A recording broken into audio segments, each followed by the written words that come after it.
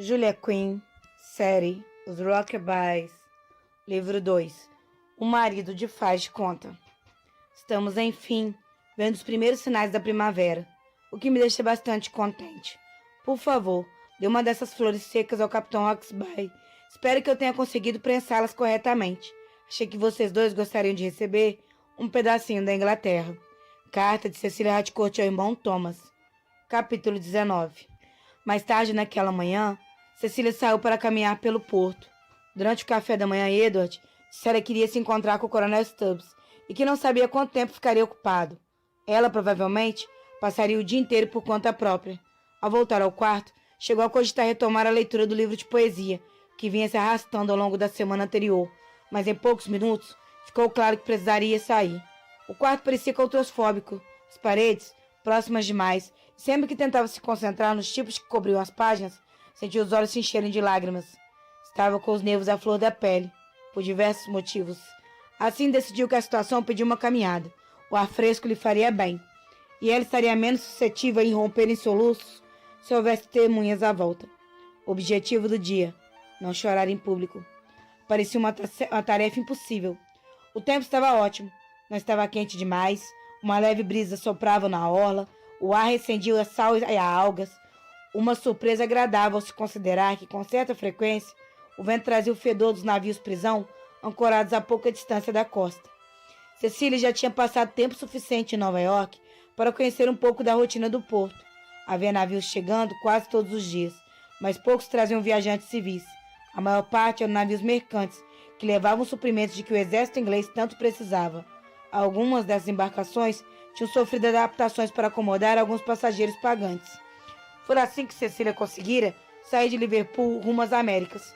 A função principal do Lady Miranda era transportar mantimentos e armamentos para os soldados destacados em Nova York, mas também houveram 14 passageiros a bordo. Desnecessário dizer que ao longo da viagem de 5 semanas, Cecília passou a conhecê-los bem. Tinha pouco em comum entre si, além do fato de todos terem embarcado em uma jornada perigosa, atravessando o oceano turbulento rumo a um país em guerra e a um litoral crivado de batalhas. Em outras palavras, eram todos loucos de pedra. Ela quase chegava a sorrir só de pensar. Mesmo depois de tanto tempo, mal conseguia acreditar que fora capaz de criar coragem para fazer a travessia. Sem dúvida, tudo ocorrera em um momento em que ela estava movida pelo desespero, em que ela se via sem alternativa. Sentia orgulho de si mesma, pelo menos em relação àquele assunto. Naquele dia, havia vários navios no porto, incluindo um chamado Rhiannon, que Cecília ficara sabendo que pertencia à frota do Lady Miranda, que tinha partido de Cork, na Irlanda. Nele, chegara a esposa de um dos oficiais que costumava jantar no Devil's Head.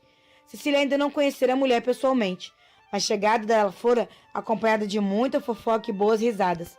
Com tanto falatório toda a noite no salão, teria sido impossível não ficar sabendo. Cecília foi chegando mais perto do porto, guiando-se pelo alto mastro do Rhiannon, sua estrela polar, conhecida bem o caminho, é claro, mas usar o mastro como instrumento primitivo de navegação era uma distração interessante. Quando o Rhiannon chegara em Nova York, se ela não estava enganada, não fazia nenhuma semana, o que queria dizer que a embarcação ainda ficaria alguns dias no porto, antes de se lançar a mares outra vez. O navio ainda precisava ser descarregado, e então receber um novo carregamento, para não falar dos marinheiros que estariam aproveitando o merecido tempo em terra firme depois da longa viagem. Quando Cecília chegou ao porto, o mundo se abriu diante dos seus olhos, como uma flor na primavera.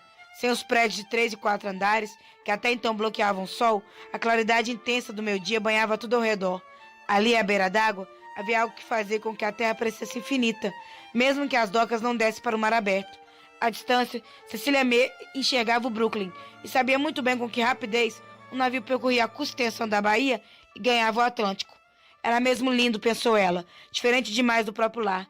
Ela sabia que aquele cenário ficaria gravado permanentemente em seu coração, mas ficava olhando mesmo assim. Gostava especialmente de observar a água, onde as ondas encimadas de espuma se erguiam para então fustigar os muros de contenção, como uma babá impaciente.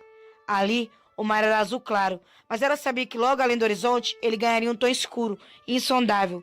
Nos dias mais turbulentos, as águas chegavam até mesmo a assumir tons esverdeados, mas uma curiosidade que ela jamais teria descoberto se não tivesse tomado coragem de deixar para trás a segurança de sua casa em Devonshire. Ela estava feliz por ter ido a Nova York. Estava mesmo. Deixaria aquele lugar com o coração partido, por mais de um motivo, mas tudo teria valido a pena.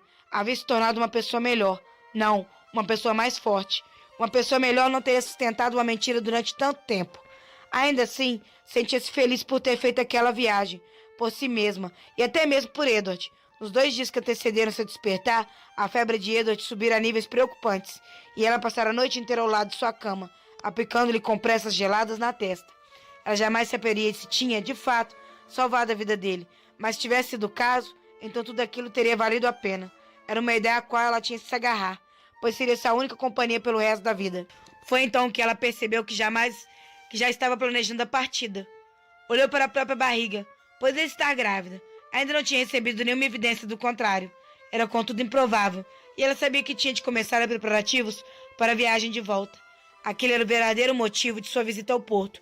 Até então, Cecília não tinha entendido por que seus pais a haviam levado até lá, mas ao ver os estivadores carregando caixas para o Rhiannon, soube com muita clareza que estava ali para fazer perguntas.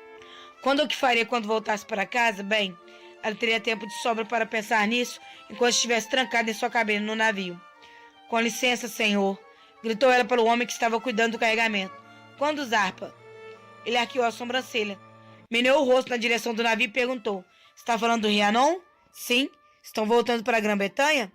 Ela sabia que muitos navios faziam um desvio passando pelas Índias Ocidentais, embora achasse que aquilo acontecia mais no percurso da Europa para a América do Norte. Para a Irlanda, confirmou o homem. Cork, zarpamos na sexta-feira à noite, se o tempo estiver bom. Sexta-feira? Murmurou ela. Será em poucos dias. Vocês levaram passageiros? Perguntou ela, embora já soubesse que tinham trazido passageiros na viagem para o oeste. Sim, senhora, disse ele, assentindo de forma meio brusca. Está interessado em uma passagem? Talvez. Ele pareceu achar a graça da resposta. Talvez?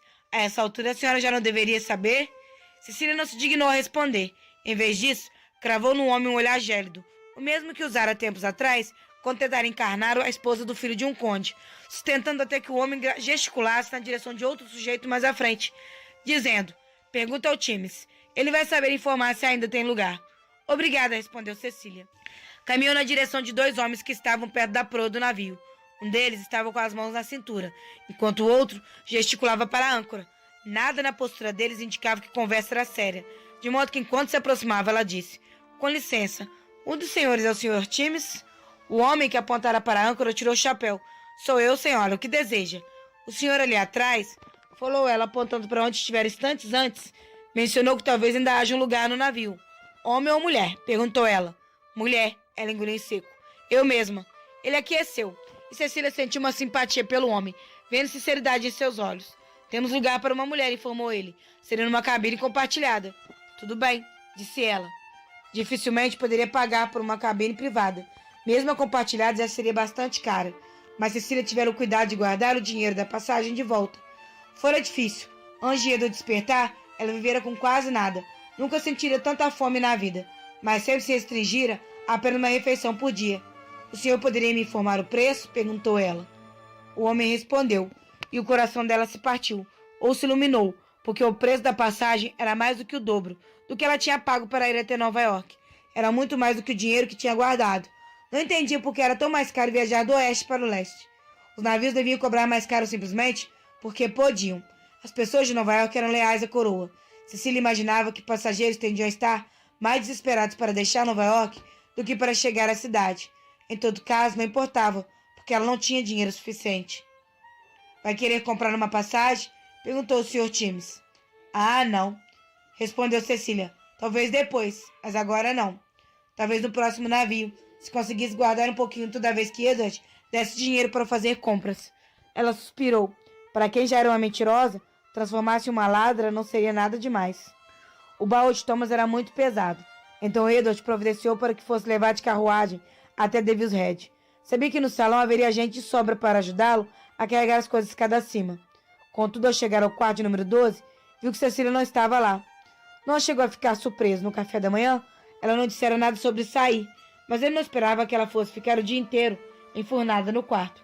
Ainda assim, era um tanto anticlimático estar ali no quarto, sozinho com o baú do irmão dela. Afinal de contas, ela era o motivo pelo qual ele mandara buscar aquilo tudo. Havia se imaginado chegando ao quarto como um herói que retorna de uma jornada, brandindo o baú de Thomas tal como um prêmio conquistado a duras penas. Em vez disso, estava sentado na cama encarando o maldito objeto que ocupava metade do espaço livre do quarto. Edward já tinha visto o que havia dentro do baú. Mais cedo, no quartel-general, o Coronel Stubbs abriu a tampa antes mesmo que Edward pudesse dar conta de que estava invadindo a privacidade de alguém. Temos de nos certificar de que está tudo aqui, Sr. Stubbs. Sabe que o Capitão Radcourt tinha guardado aí dentro? Mais ou menos, respondeu Edward. Apesar de conhecer o conteúdo do baú, de Thomas muito melhor do que deveria.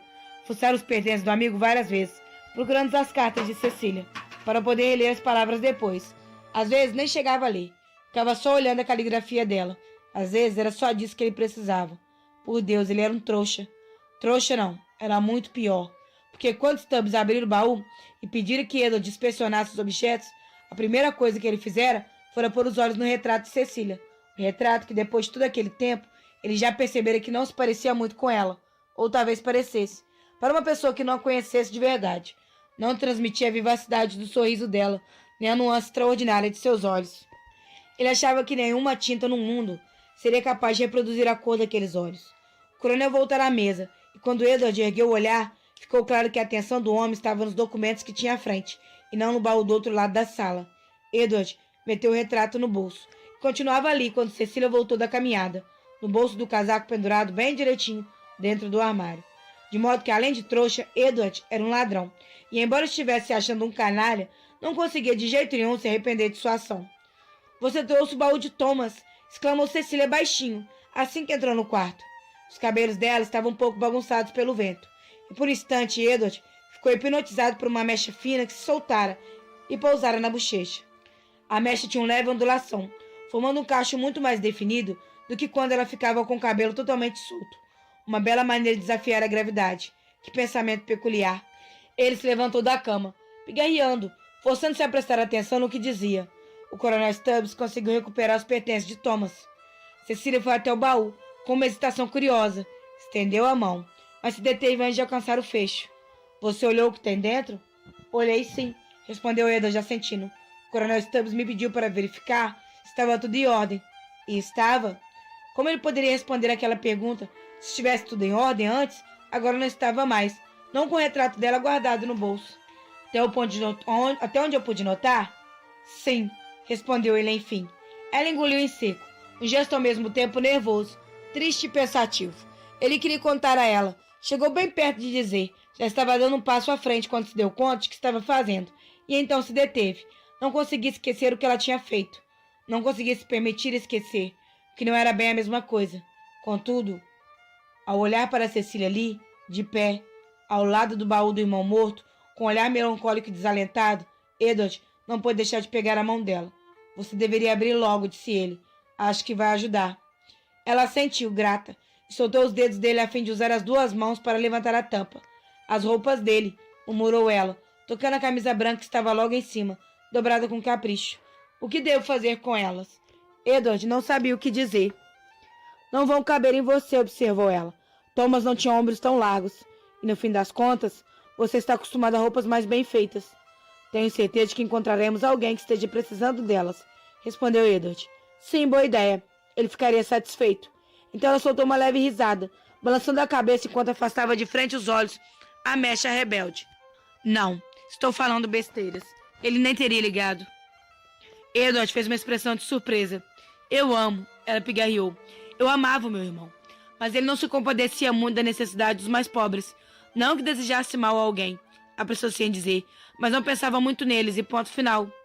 Edward aqueceu, principalmente porque eu não sabia como responder de outra forma. Ele também cometia o mesmo pecado da indiferença, assim como a maioria dos homens. Mas eu me sentirei melhor se encontrar um novo dono para essas camisas, afirmou Cecília.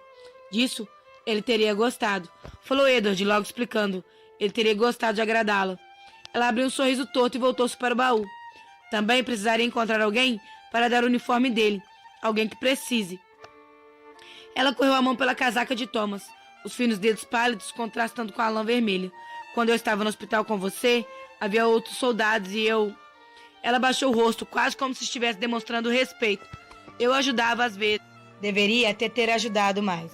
Sem sombra de dúvida, mas não queria deixar você sozinho. Edward fez menção de agradecer, mas antes de dizer qualquer coisa, ela endireitou os ombros e continuou falando, em um ritmo mais acelerado. E o uniforme daqueles homens, havia muitos que já estavam em farrapos, Certamente hei de encontrar quem precise. Havia uma leve sugestão de pergunta na fala dela, de modo que Edward aqueceu.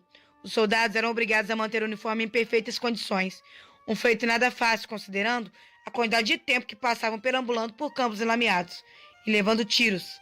Era bem chato consertar buracos de bala, mas os cortes de baioneta é que era um verdadeiro inferno, tanto na pele quanto no tecido, pensou ele, mas decidiu se concentrar no dano ao tecido, a única forma de conversar e conservar a sanidade. Era muito generoso da parte de Cecília doar o uniforme e o outro soldado. Muitas famílias faziam questão de guardar a vestimenta como um símbolo tangível de heroísmo e honra. Edward engoliu em seco, deu um passo para trás, tomado por uma necessidade repentina de se afastar um pouco dela. Ele não a entendia e odiava não ser capaz de manter a raiva viva. Só fazia um dia, não havia nem 24 horas que a memória dele tinha voltado como uma enxurrada de cores, luzes, palavras e lugares. E nada daquilo incluía Cecília Harcourt. Ela não era esposa dele. Ele deveria ficar com raiva. Tinha todo o direito de ficar irritado. Ele tinha muitas perguntas. Perguntas que estavam indelevelmente marcadas em sua mente. Mas não podia fazer nenhuma delas naquele momento. Não enquanto ela mexia com tanto amor nos pertences do irmão. Não enquanto ela virava o rosto para o outro lado, tentando esconder o gesto de enxugar as lágrimas. Ela pôs de lado a casaca de Thomas e foi mais fundo no baú do irmão. Será que ele guardou as minhas cartas? Com certeza. Ela ergueu os olhos por um instante, confusa. Antes de compreender. Mas é claro, você já olhou o que tem no baú, então já deve ter visto as cartas aí dentro. Não era por isso que Edward tinha certeza, mas ela não precisava saber disso. Edward se encostou na lateral da cama e ficou olhando Cecília continuar o exame dos pertences de Thomas. Em determinado momento, ela ficou de joelhos para alcançar melhor o interior do baú, revirando os pertences do irmão com um sorriso que ele pensou que nunca veria outra vez. Ou talvez nunca tivesse lhe ocorrido que poderia desejar tanto ver o sorriso. Ainda estava apaixonado por ela. Desafiando toda a lógica, desafiando a porcaria da própria sanidade. Ainda estava apaixonado por ela. Ele suspirou. Ela ergueu o rosto. Algum problema? Sim. Não. Contudo, antes mesmo que ela pudesse responder, ela já tinha voltado a atenção para o baú outra vez. Ele ficou imaginando. Se ela não tivesse feito isso, se tivesse continuado a observar o rosto dele, será que ela teria sido capaz de ver a verdade nos olhos dele? Edward precisou reprimir outro suspiro. Neste momento, Cecília soltou uma exclamação intrigada. Quando Edward deu por si, estava inclinando-se para a frente para ver melhor o que ela fazia. O que foi? Perguntou ele. Sem o franzido, ela corria a mão entre as camisas e calças dobrados com esmero. Não estou encontrando o retrato. Edward abriu a boca, mas não falou nada. Queria falar. Achou que estava pronto para falar, mas acabou se conseguindo verbalizar o que pensava. Ele queria aquele retrato. Não interessava se isso faria dele um tirano ou um ladrão. Queria ficar com aquela maldita pintura. Talvez ele tenha levado para Connecticut, falou Cecília. O que é que um bom pensamento, acho. Você estava sempre nos pensamentos dele, disse Edward. Ela ergueu o rosto. É muito gentil de sua parte dizer isso. Mas é a verdade. Ele falava tanto de você que eu mesmo cheguei a sentir como se a conhecesse. Embora distante, o olhar de Cecília assumiu uma expressão reconfortada. Que curioso, disse ela baixinho. Eu tinha a mesma sensação com relação a você. Ele se perguntou se deveria contar, naquele momento, que tinha recobrado a memória, como um autêntico cavalheiro. Ele sabia que aquela era a coisa certa a se fazer. Ah! Exclamou ela, interrompendo os pensamentos dele e se pondo de pé. Quase me esqueci. Nunca mostrei a você o retrato de Thomas, não é? Edward nem precisou responder, pois ela já estava procurando dentro da sua única bolsa. Podia ser grande, mas ainda assim, Edward ficava impressionado que ela tivesse conseguido fazer a viagem para Nova York com tão poucos pertences. Aqui está. Cecília pegou a pequena pintura, olhou por um tempo com um sorriso melancólico e então estendeu para ele.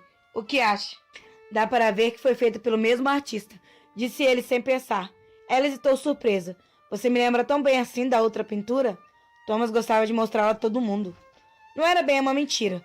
Thomas gostava mesmo de mostrar o pequeno retrato da irmã aos amigos, mas não era por esse motivo que Edward se lembrava tão bem dele. É mesmo? Os olhos dela se iluminaram de alegria. Isso é muito... nem sei. Muito amável, eu acho.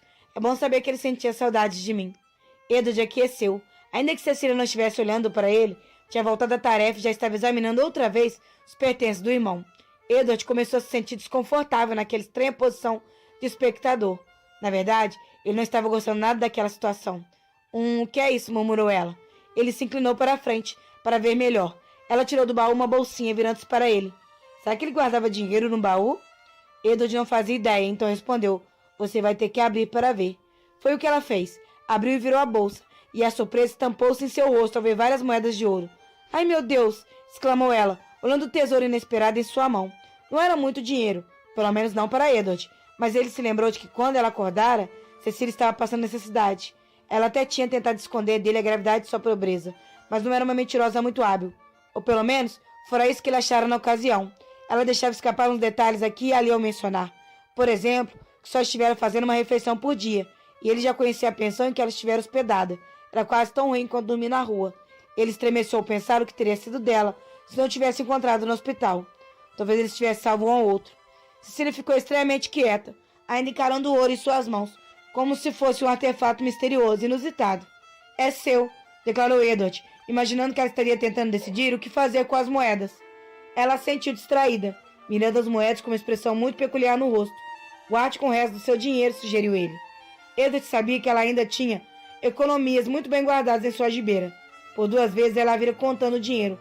Em ambas as ocasiões, ao perceber que ele observava, Cecília ficara constrangida. Sim, é claro, murmurou ela, levantando-se de maneira meio atrapalhada. E ele não conseguiu ver o que ela estava fazendo, mas presumiu que estivesse mexendo na algibeira.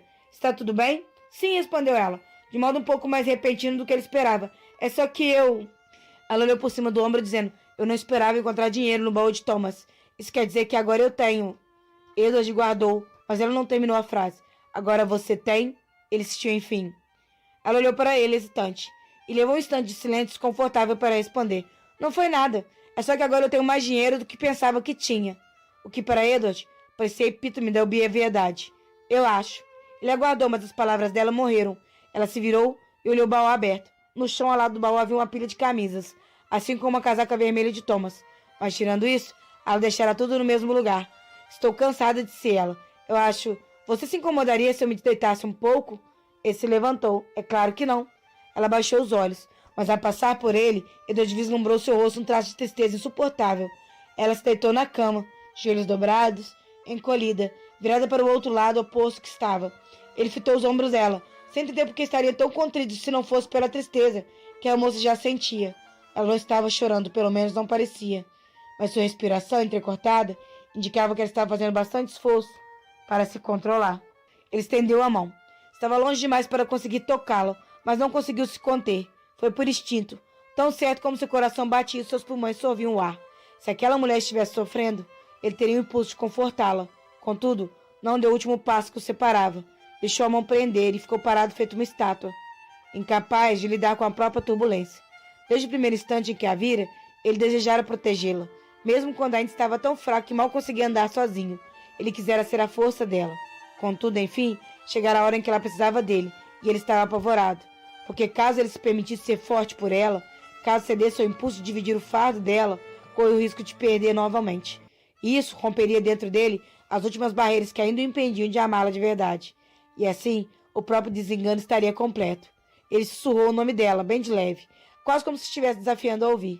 Acho melhor eu ficar sozinha, disse ela, sem nem se virar para falar com ele. Não é não, repreendeu ele, deitando-se ao lado dela e abraçando-o com força.